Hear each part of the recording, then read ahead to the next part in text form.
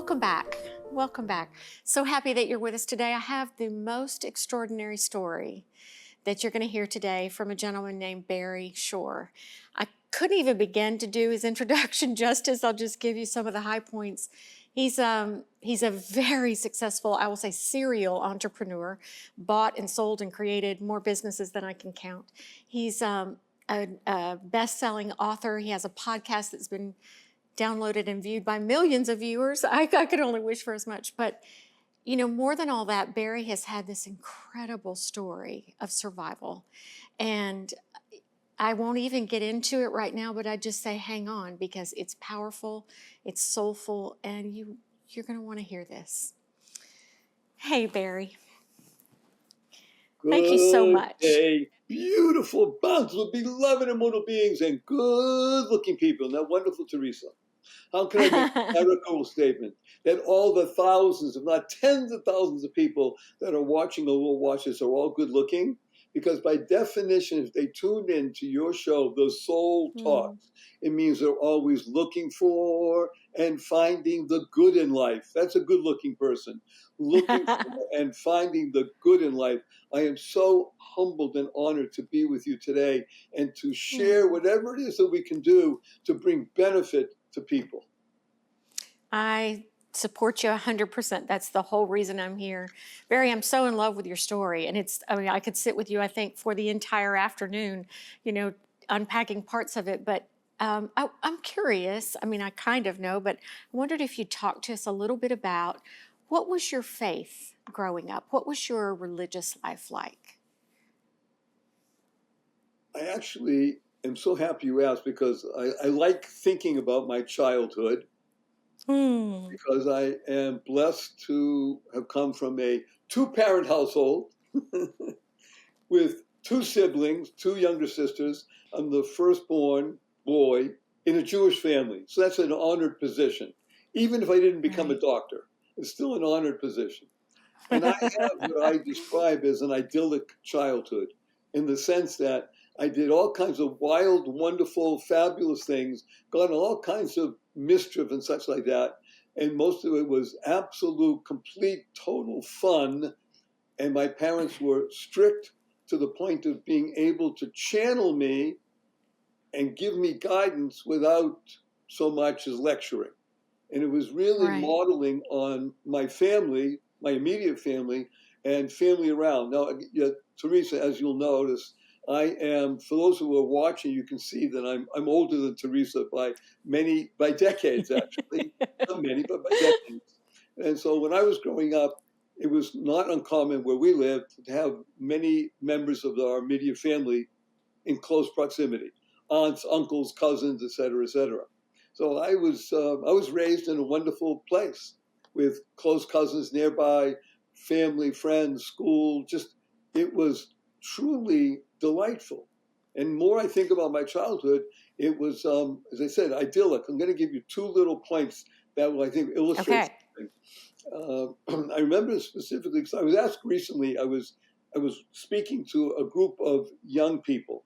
When I say young people, these are people that are under 25 who have served time in prison. Good for you. But I am honored to be able to say that I am asked to speak to people who've been through stuff, because when you hear the rest of my story, you'll understand why I've been through things. So I'm talking to people who've been through stuff. These are young guys, mostly guys, who've been in prison. Now, thankfully, they're out and they're trying to maintain staying out. So I grew up in a place and a time where at the age of 7 and 8, I was able to ride my bicycle without a helmet, even though, you still should. I'd rather my kid riding a bicycle with his helmet. But I'd rather bicycle with a helmet, crossing major streets and being able to go. We lived literally across the street. I grew up in a place called Boston, Massachusetts, from the main zoo in Boston, Franklin Park Zoo. And it was open in the street. And I remember being able to ride there with some friends at the age of 7 and 8, even 9, just riding around and feeling you can't do that today, and not worrying about people coming and stealing and doing and things like that. And it was a mixed neighborhood, no question. I grew up, again, Boston, Massachusetts, mixed neighborhood, white and black people. But it was a a sense of living together. And it was Sure. really an amazing idea. Now that I look back on it, I'd find it difficult growing up today. I'm telling you, it would be very Well, challenging. I think I feel somewhat the same way, though I probably had more of the fear of crime or someone taking something or that sort of thing when I was young. But I just want to go back to my original question for just a second. And I really have reason for asking you this when I said, what was your religious life like as a little boy? And I'll go ahead and tell, I'm not trying to tease. I keep reading what you've developed, and I don't want to jump ahead and because the story's so powerful, but you have such a deep belief in prayer. And Yes. prayer has been so much a part of all of your survival and your recovery. What role did prayer play in your family home, in your Jewish family home? Is that where your sense of prayer came from? So the simple answer is an indubitable yes. By the same token, uh, we didn't go to synagogue that much. My Hmm. parents actually modeled what it means to be faithful people, treating I love others that. well, kindness, giving, caring, Yeah, being available. Uh, those, to me, are the essential elements of a religious upbringing. Now, it is absolutely. that I am more religiously observant today than I Hmm. was growing up, and yet I have a great affinity for what I call church-going people. Whether you're Hmm. Jewish, Christian, Muslim, Buddhist, Hindu, doesn't matter. By the way, Same. even atheists who are churchgoers, what does that mean? People who really live and walk the talk. Yeah. Because only by bringing kindness into the world, only by, So I love what you're saying because it opens me up to, there's a direct connect, Barry, with that beautiful family and that idyllic childhood you had. And I need more of that in just a minute. But, that sense of prayer, that sense of faith, and that faith lived out, as you say, in acts of kindness, in the way your parents lived and taught you. Because honestly, the way I see it, that's your platform today. yes. Oh, well, first of all, thank you for that.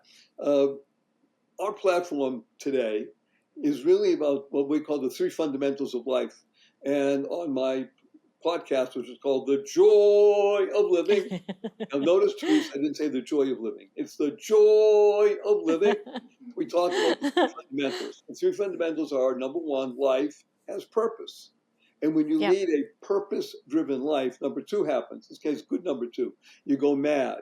Now, mad is an amazing acronym. It stands for make a I difference. love this. You lead a Make a purpose-driven life, difference. you make a difference in the world. And the third is That's to right. unlock the power and the secrets of what we call everyday words and terms. A simple example. Right now, together, we're being carried over the internet, right? So that Right. everybody can have access to this. And we want millions of people to access the Soul Talks because Teresa is an amazing, what I call a cog. That's an acronym. She's a child of God, a Yep. channel of goodness. That's what a cog is. Yep. So when you unlock the power and the secret of everyday words and terms, so it's an example. www, what does it stand for? It has to do with the internet, right?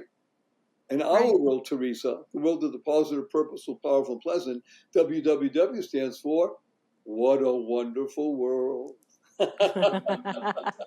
Okay, so Barry, I want to take you back for a minute because there's real purpose for your life that started in your business purpose, your deep-seated entrepreneurial skills that you started developing. I think it was around 8 or 9 years old, Right, in big snowstorms in Boston. Would right. you tell our audience what you learned to do as a little boy to make twice the money that probably everybody else was making in the neighborhood? Okay, so this is, again, the benefit of finding opportunity wherever it is. So, again, growing up in Boston, which is in the northeast corner of the United States of America, and in the wintertime, it's cold and it gets dark Sure. early Oh, and it snows sometimes. And remember, this is before the internet. So, oftentimes we'll get maybe one or two, sometimes three times a year that the snowfall will be so much enclosed school. Wow! So you're listening, at 7 o'clock in the morning or 6:30, 7 o'clock in the morning, the radio, you wait for your school to be closed. School, John D. Runkle's closed. Yay! So you have a choice. Go back to bed, or play games or something like that. Or in my case, I decided I'm going to go out and I'm going to shovel snow.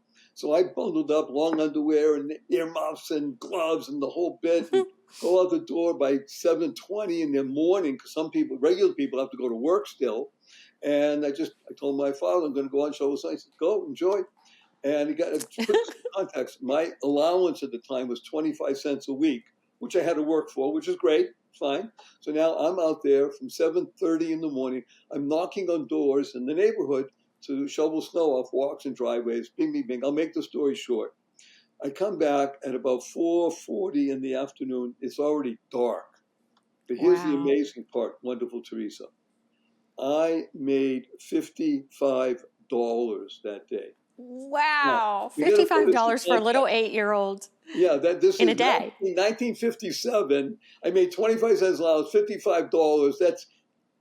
It's hundreds and hundreds and hundreds of dollars. But the best part is going to come up. Here's the best part. I come back home and I'm tired. I hadn't even eaten. I didn't stop for lunch. I'm 9 years old. It was a big deal. My father's there and he's making me a cup of hot chocolate. And my father was just a wonderful, amazing guy. And he didn't make it from a powder mix. He melted chocolate. He made a hot chocolate drink for me. And he said to me, my dear beloved son, used to love saying that. My dear beloved son.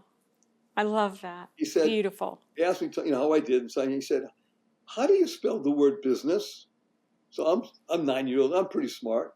And I spelled it Business. And he said, that's right. Notice that the U comes before the I. He said, whenever you take care of other people, the you first, the I will always be taken care of. That's what I learned that day at 9 years old when I went out to shovel snow. I was taking care of other people. Yeah, of course I want. I will always be taken care of. You focus on giving service when you literally understand that service is the essence of life. 100%, Barry. I'm right there with you. That's the good Lord. That's faith. That's right. But I got to take that story a step further, because yes, you earned that much money, but you earned that much money because you understood the power of building a team, even at 8 and 9 years old. Yes. Right? Tell me what went through your head, or how you came up with that, or did your dad mentor you into this? But I mean, what you did at 8 and 9 is basically what you did so many times over and over again in business. So let's tell everybody what happened. So I got to hear the story. Make it long, don't make it short. Storm comes and I'm out there shoveling, and I worked hard all day. And I had asked some of my friends if they wanted to come with me that first time. They said, "Nah, come on, leave me alone. I want to play, whatever." Okay, and I told people, days later, this is what I did. Wow, that's amazing. Next time that happens, you better call me. Well, sure enough, we had a snowstorm. I think another one a couple of months later, because again, it's Boston in the wintertime.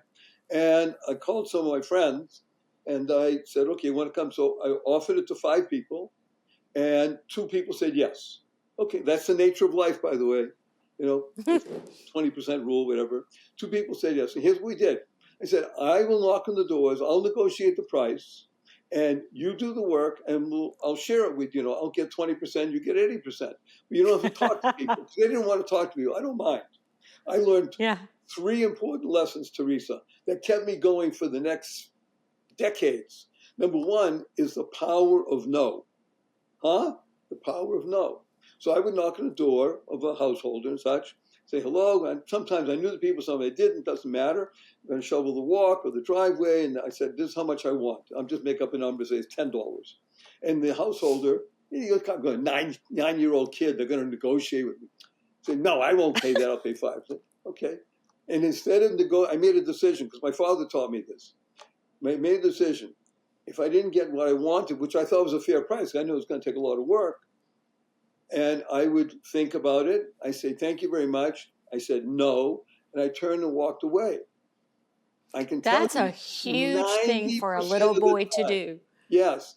It's like what we call later in life, firing a client. or saying no to clients. Remember? Absolutely. But I mean, Barry, I'm just awed that this little kid, number one, you weren't afraid to talk to people. You weren't afraid to ask for the Right. business. That's number You two. weren't afraid to negotiate, and you could walk away because there's so much power in walking away.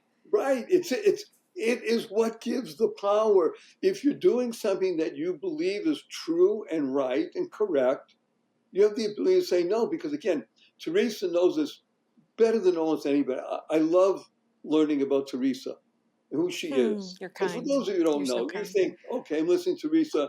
There's this beautiful woman. I mean, literally beautiful on the outside, Thank beautiful on you. the inside, a trained musician from Juilliard.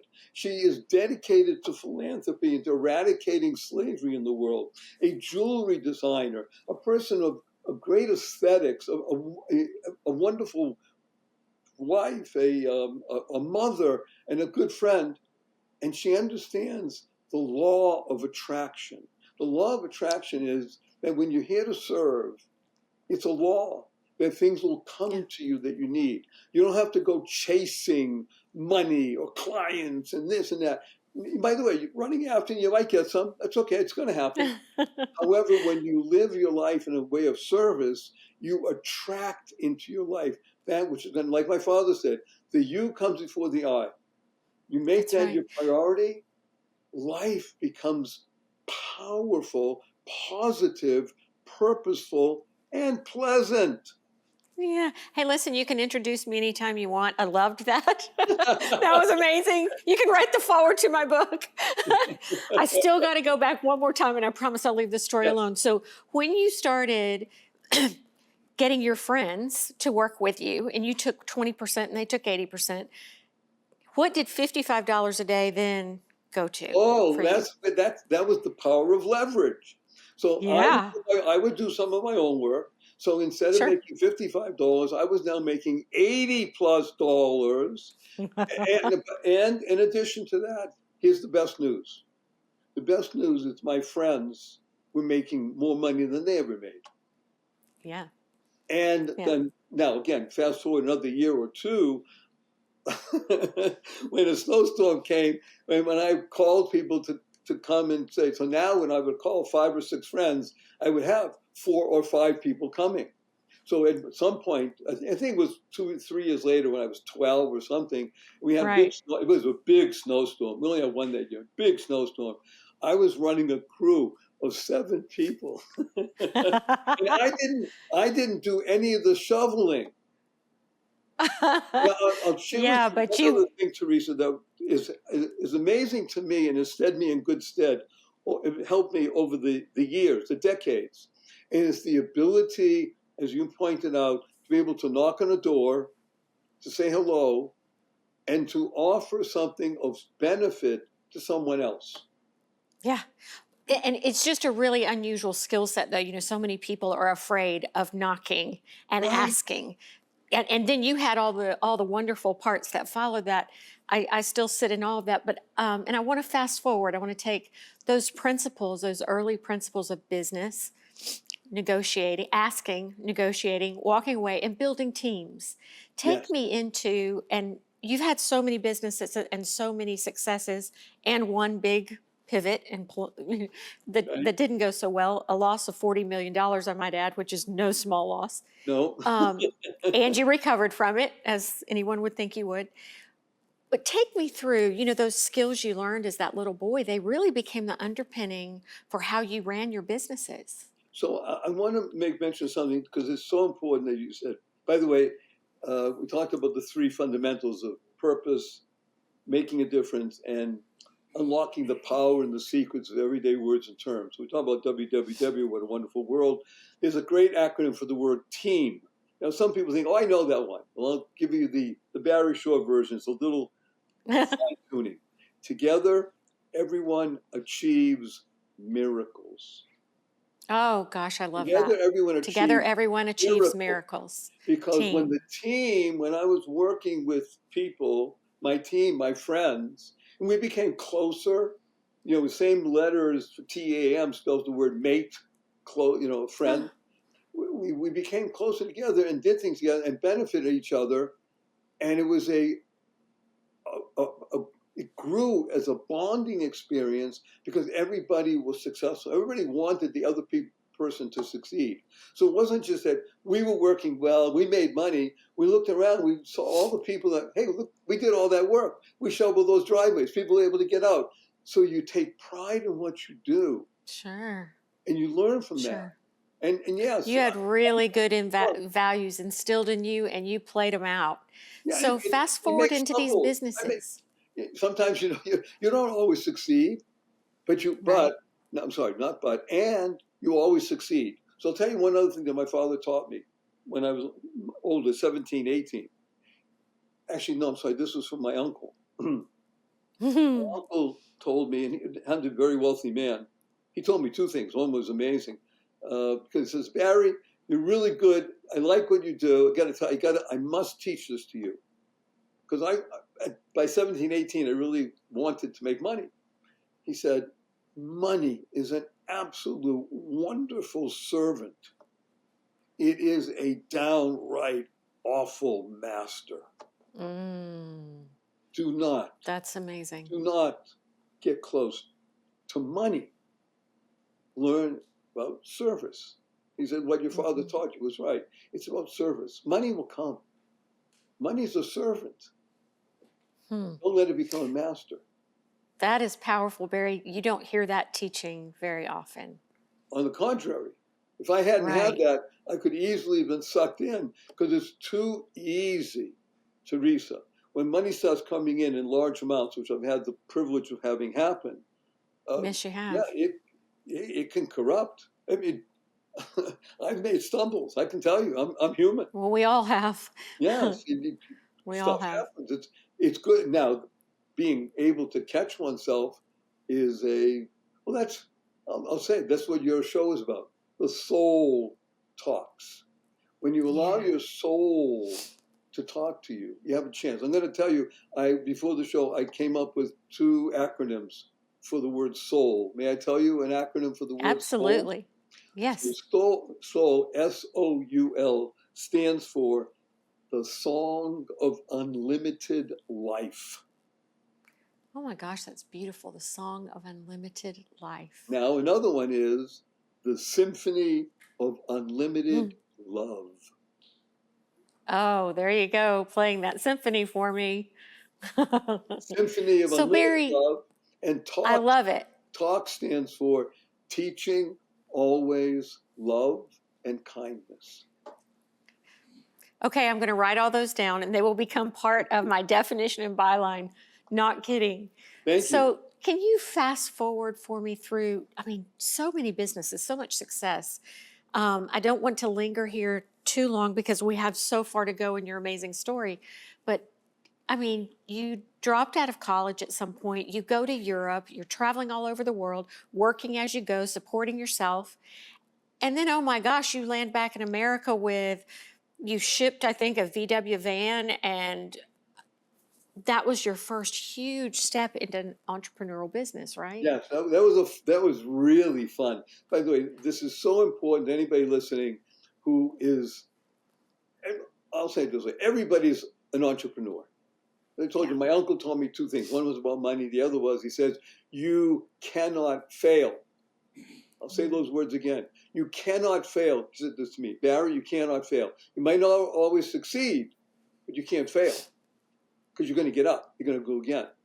So you said, Resilience. I dropped out of college. It was not for me. After my third year, went to live in Europe for years, and we did things. We made money, traveled all around. I come back, and one of the things we did in Europe, I'll make the story very short, is that I was living in a place called Amsterdam, and we sort of a commune, not even sort, it was a commune, a number of people, and we would go to the flea markets in those days. Again, this goes back almost 50 years, and we buy older Oriental rugs that people threw away or got rid of very cheaply because they had stains and things like that.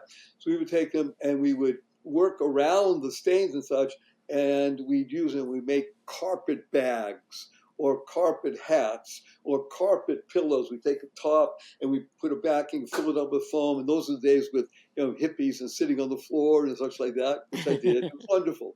And it was great. We supported 12 people living nicely and traveling all around. When I decided, okay, I'm going to go back to America now, I had been away for 3 years. So I said, you know something? Let me do this. We had been successful in Europe. I'll do the same thing. I bought thousands of dollars worth of these old throwaway rugs.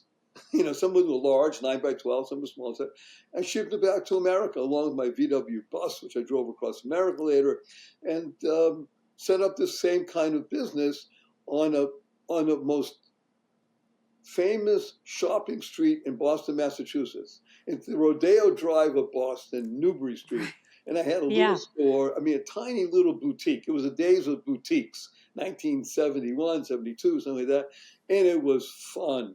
And I just reveled in it because I'd come back from Europe. I was the hippest guy around.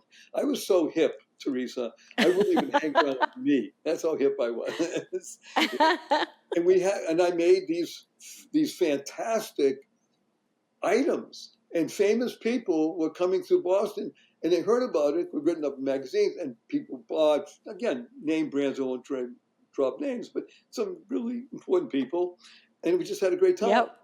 And then real life intervened. This is real life. I had a great time, and I'll make the story short because this is one of these times where the ability to have the soul talk to you comes through, right? Flying high, Right. we were invited to go to a boutique show in New York City. People from all over the country were going to be there, and we got an invitation. We're going to have a booth. We paid for it, of course.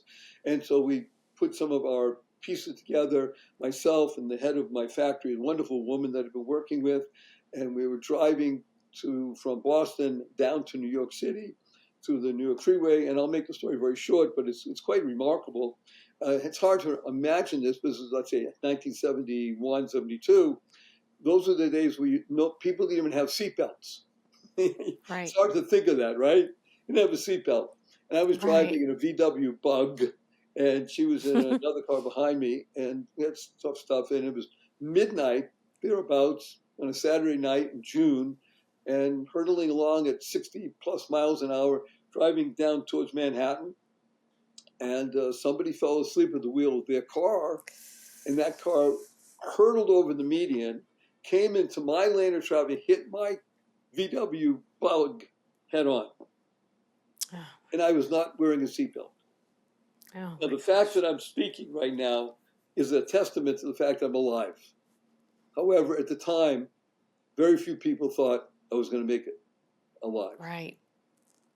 And it was a dramatic, traumatic, climactic event, which helped me in a great way. You hear this? It helped me. Yeah, I do. It helped I do.